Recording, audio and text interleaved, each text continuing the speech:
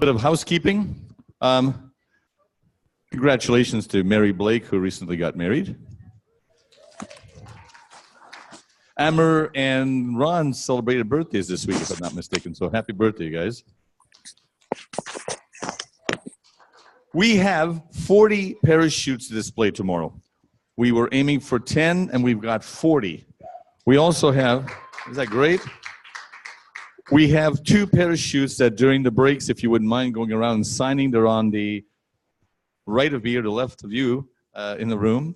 And so there are markers there, so please sign those parachutes. I want to remind you to buy a book again about carbon pricing. I thought it was I looked at the book, it's an amazing book.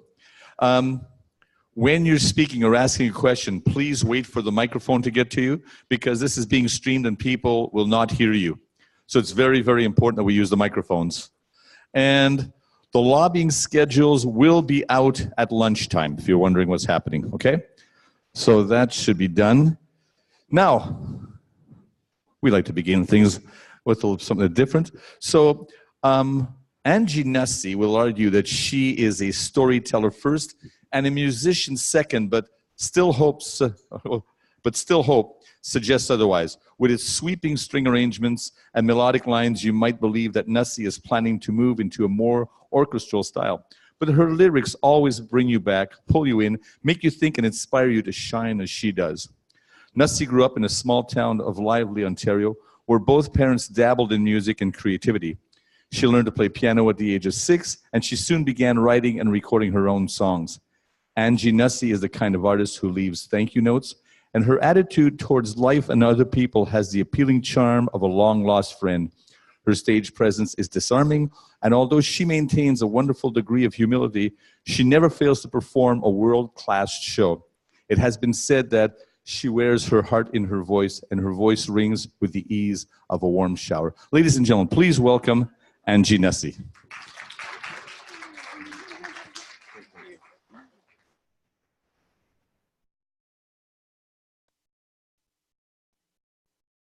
I didn't know you were going to read that bio so directly. Hi, good morning. Oh, I'm so excited to be here, and I'm so thankful that Kathy has had the courage to bring me out. Yes, my name's Angie, and this is the best day of my life. And thank you. You are the most important people in my life right now, and this is the most important thing I could be doing with my time. So already we're off to a great start. I'm never going to be this young again, and I've never been this wise up until today. So again, right on that cusp. Thanks, guys. Thanks. I love this concept of building bridges, because what I mainly talk about is connection.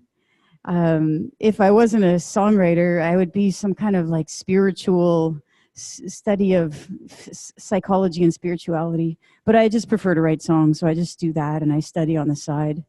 But I thought I'd just try to connect, think about bridges and kind of talk about some of the things that keep me connected to myself and to the world.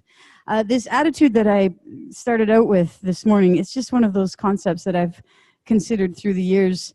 I've tried so many things because I struggle with what some people would call depression. I don't call it depression. I call it intuitive genius. And so what happened with me was I am an artist, and I started off, 20 years ago. And I released this one album and then got signed to a management company, and the management company helped me release another album. And then all of a sudden I had another and another, and then I had 2,000 shows, and then I had gigs all over, and I had recording studios to work in and amazing artists to play with, and just all these amazing experiences. So it didn't make sense that in 2007 I had a breakdown, and it was inexplicable. And this is what happened. I thought I'd accomplish a bunch of things and then become happy. I thought if I could just get to the next thing, I would be happy. And I dated that guy in the boat for like 4 years. And I just couldn't get out of that boat. And, you know, but I eventually, you know, I got to the point where I was at a gig one day, and this drunk guy came to me and he said, "I bet I can guess how old you are." And I was like, "I love this game. Let's play." And he's like, 45. And I was 29. I was 29. And it was just devastating. I was just like, so I went home that night and I was like, I looked in the mirror and I thought, I look 45 and I'm dying. I'm dying. And at that moment, I made a request, and the request was to the universe.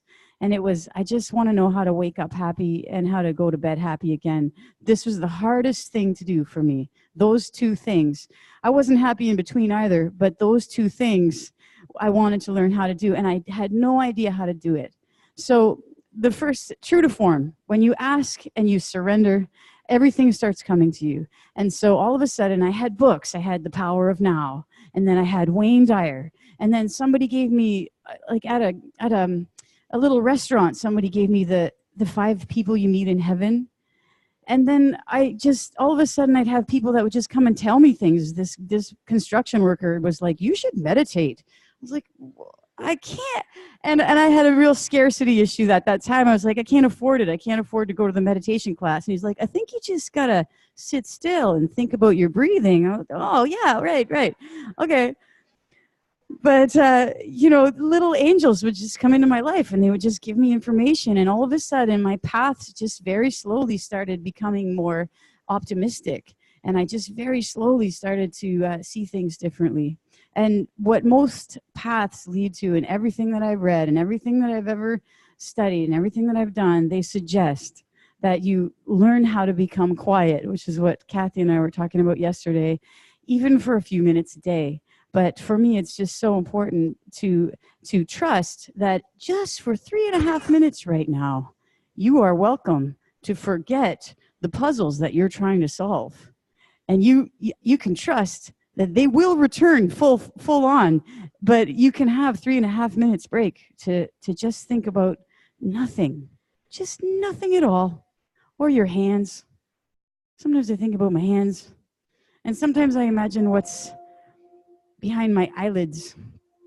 I close my eyes and I think about what I can see behind my eyelids. And it's bright.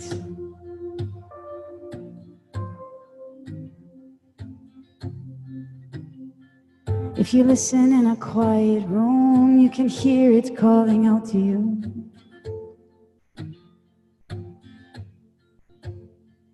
It will try to steer you away from harm with a solid voice and a strong arm.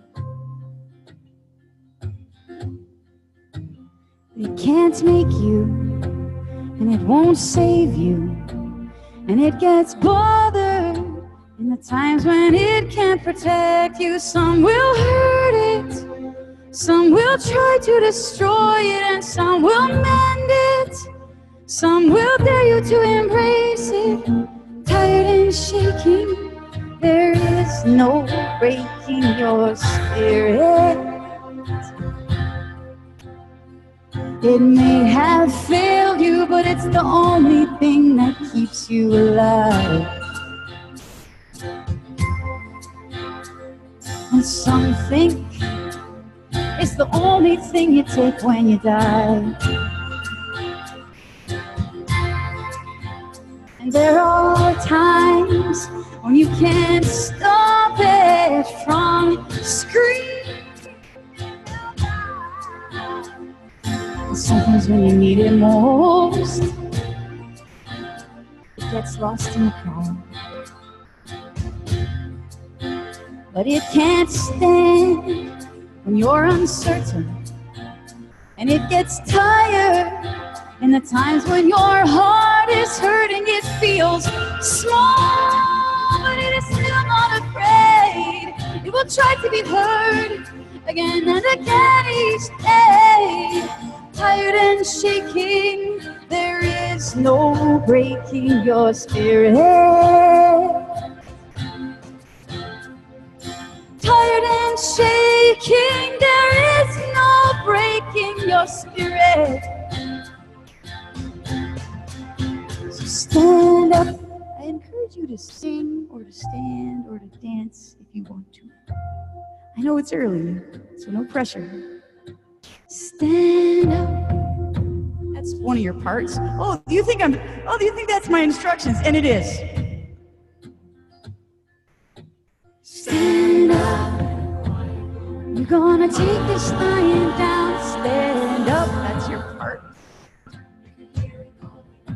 Stand up. You're gonna take this lying down. Stand up. Oh, now you can do.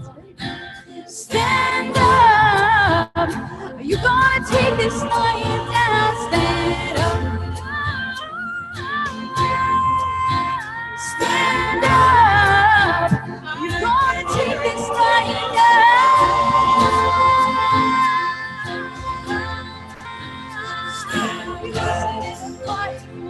You can hear it calling out to you. If you listen in a quiet room, you can hear it calling out to you. If you listen in a quiet room, you can hear it calling out to you. If you listen in a quiet room, you can hear it calling out to you. If you listen in a quiet room, you can hear it calling out to you.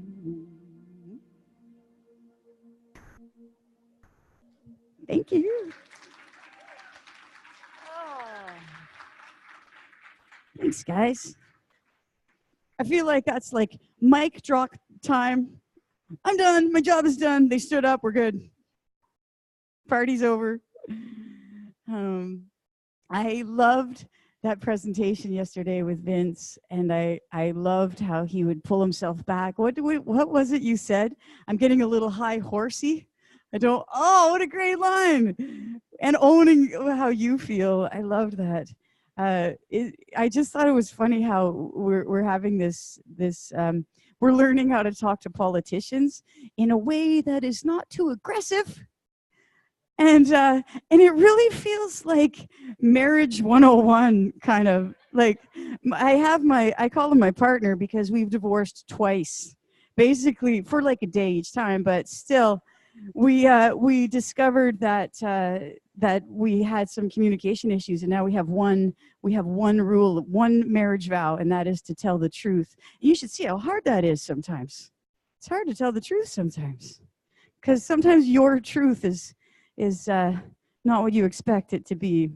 This is one of my, speaking of relationships, I just moving from my whole getting quiet part and on my journey of learning how to get settled within and trying to be happy, I discovered that a lot of my issues related to how I saw other people. And again, it worked with last night's talk, was how I love this picture because that cat totally knows what that sign says. Like in my mind, I would think that cat knows what that sign says. And I think that was sort of one of my issues as a performer. I would look out and I would see faces, and I would make a decision on what those faces thought of me. And you should see how awful people would be in my world. They would love if I was failing, and they would hate the sound. It's just all these stories that I had about people. And so I got this book called The 4 Agreements.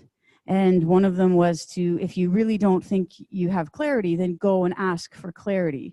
And so I started to ask people on my set breaks. I'd ask the meanest looking person, how are you doing? And they'd tell me stuff like, well, while you were playing that song, I was thinking about my son, who should be here by now, but he got stuck in traffic. And they tell me this big, long story, and that would exactly make that face that they would be making, that, my son. But meanwhile, I would be thinking it was personally about me, and it was a great learning for me. But how this transitioned into my life was the most difficult relationship I had, of course, was with one of my parents, my dad. And I misunderstood my dad. And so part of the reason why I was always ambitious. I'm not that ambitious anymore, to be honest, but I was always ambitious in the past.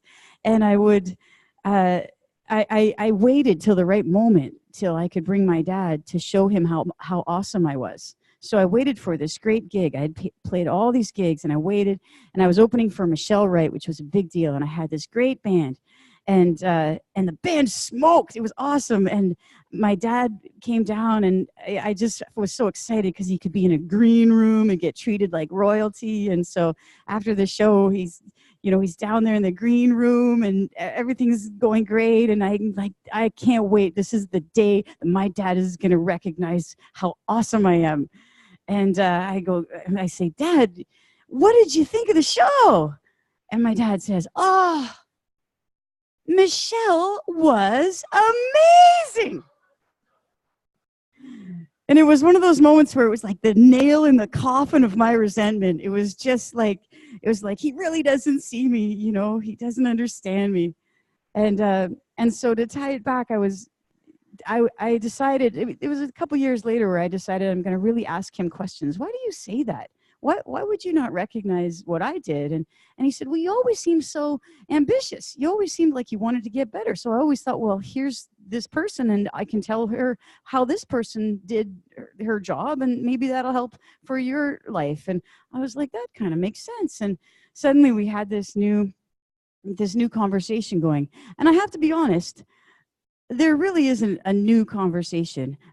Our conversations are exactly the same. I just translate them differently. So, I'll be bragging. I'm going to the Citizens Climate Lobby, and I'm going to sing songs. And my dad will be like, well, my cat caught a squirrel and then barfed on the step.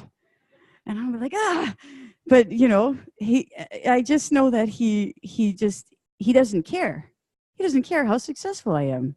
He loves me. He loves me. And when he says, did you check that oil in your car? He's not saying, you're so irresponsible. He's saying, I love you. I just want to make sure you don't get in an accident or anything. So it was just a big learning for me. And I thought I would play you this song. In order for us to deeply connect, we have to do one of three things. We have to either cry together, laugh together, or experience music together. So this song sometimes makes people cry. And I would ask that if you do, just breathe it out. And if someone beside you is a little bit upset, just don't entangle with their emotions and give them space. You'll be so surprised at how awesome we'll feel afterwards. And I'll pull you right out with the best song ever after that. But let's have a moment of reflection before we start our day. Oh.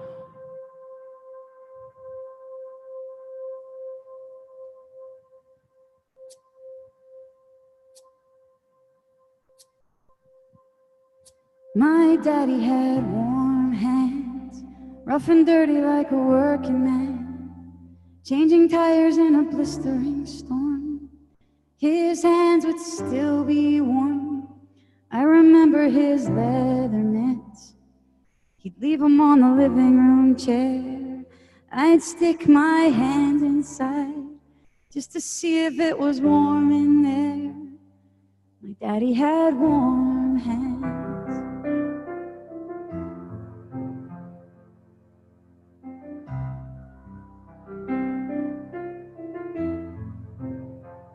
Those hands fixed everything but a broken heart. When the family was torn apart, they were outside fixing cars. When we left him, his face went dull. We knew he loved us despite it all. Watched his kingdom begin to fall, while his hands tried to hold up those walls. My daddy had warm hands, rough and dirty like a working man, changing tires in a blistering storm. His hands would still be warm. They would steam in the cold air. I can still see him standing there, thick hat and a winter coat, wool scarf wrapped around his throat.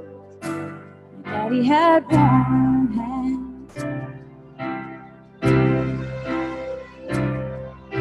And as I begin to age, I understand how things go their ways. Sometimes this world demands a little more than warm hands. My daddy had warm hands, strong and steady like a working man. Though they've grown much softer now, I guess time broke them down somehow. They can still fix everything, right down to my broken heart. Even when they're out fixing cars, I know they won't let me fall apart. My daddy had warm hands, rough and dirty like a working man, changing tires in a blistering storm. His hands would still be warm, they would steam in the cold air. I can still see him standing there, thick hat and a winter coat, wool scarf wrapped around his throat. My daddy had warm hands.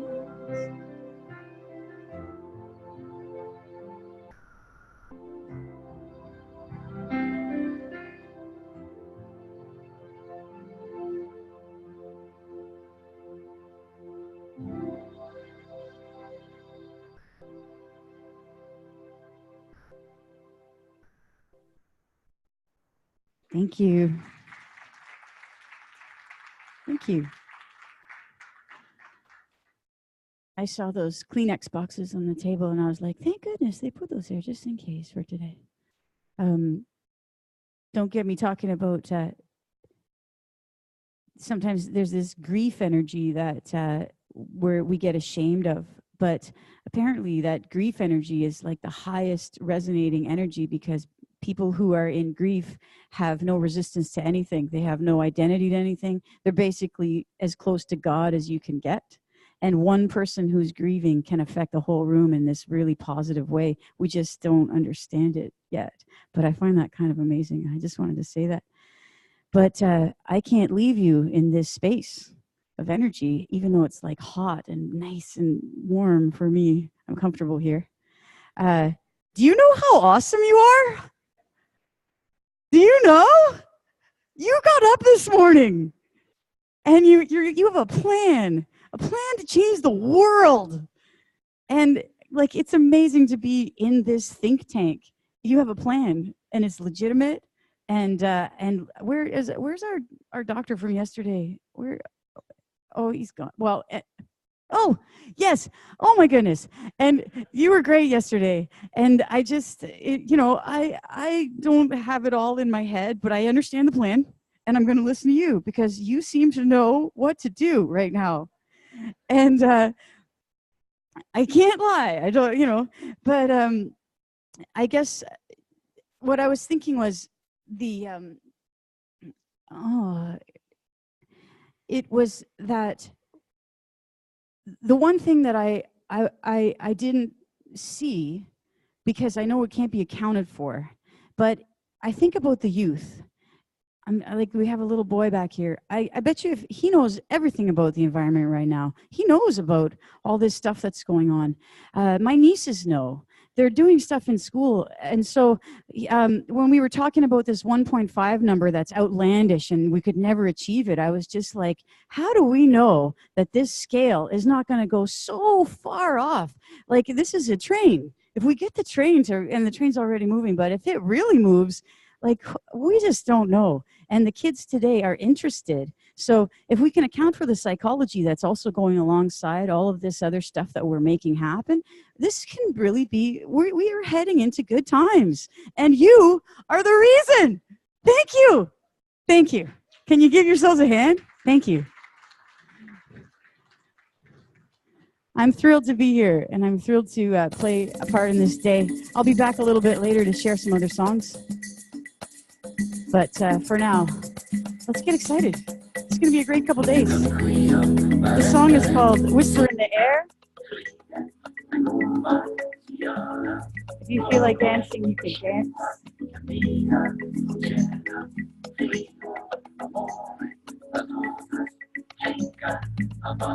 There is a whisper in the air.